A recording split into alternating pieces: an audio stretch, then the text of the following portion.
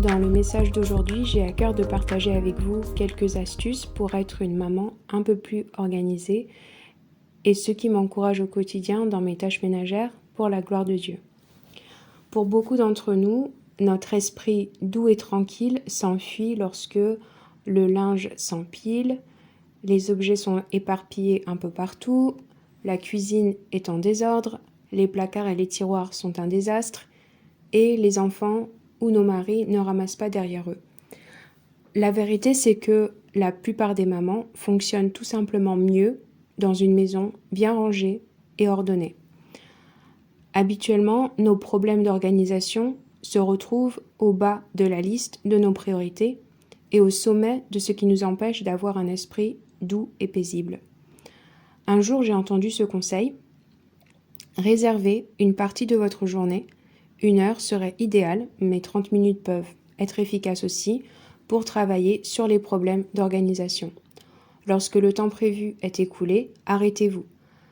Sachez ce à quoi vous devez vous attaquer en premier en établissant une liste de priorités des endroits qui vous dérangent le plus. Votre emploi du temps quotidien vous aidera en général à résoudre les problèmes d'organisation. Si vous avez prévu du temps pour votre linge, il ne s'accumulera pas. En planifiant le ménage, vous vous assurez que les tâches ménagères ne prennent pas de retard. Je me rappelle d'une année où mon emploi du temps pour le nettoyage était divisé entre les pièces de ma maison.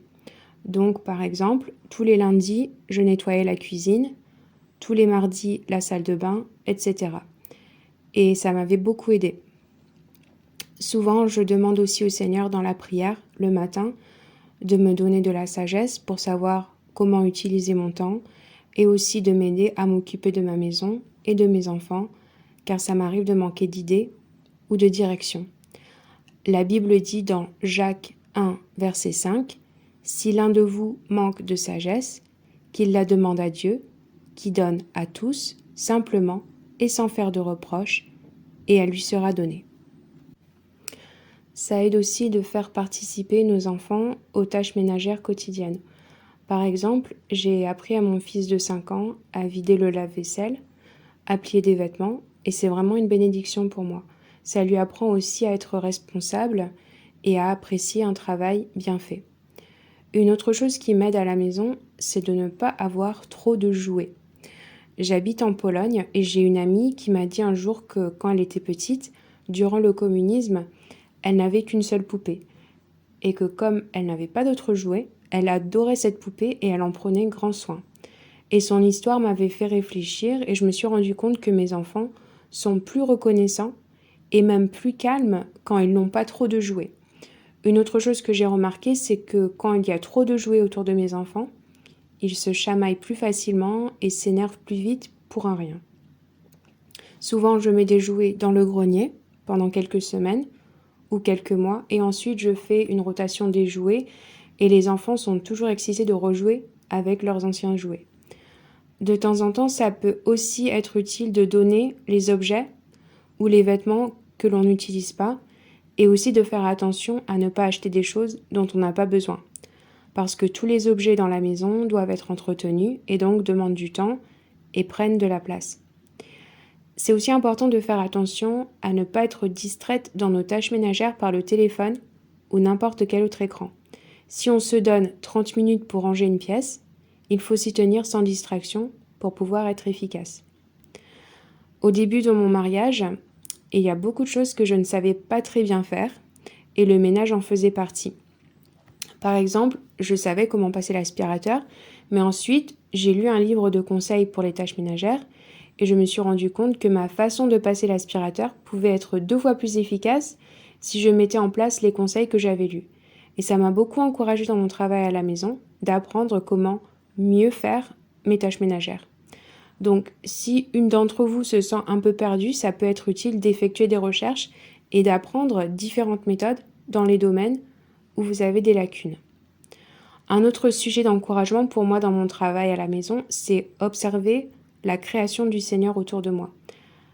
Rien qu'en regardant une feuille, je peux voir l'ordre et la beauté de sa création.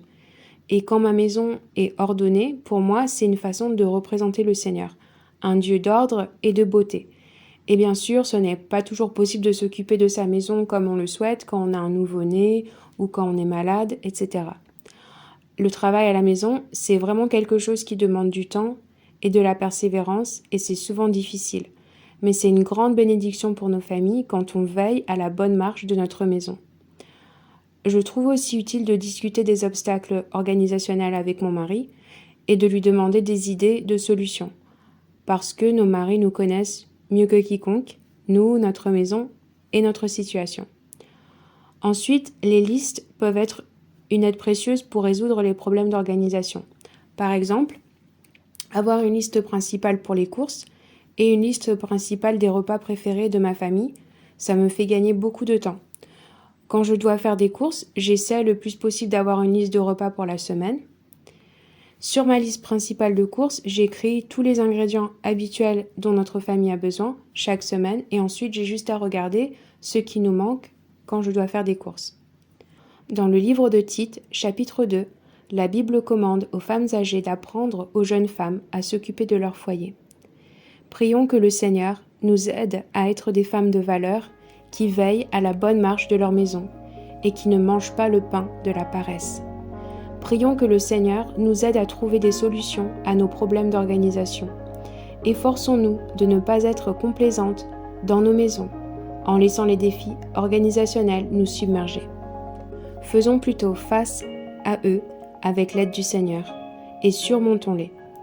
Glorifions le Seigneur par notre fidélité à la maison.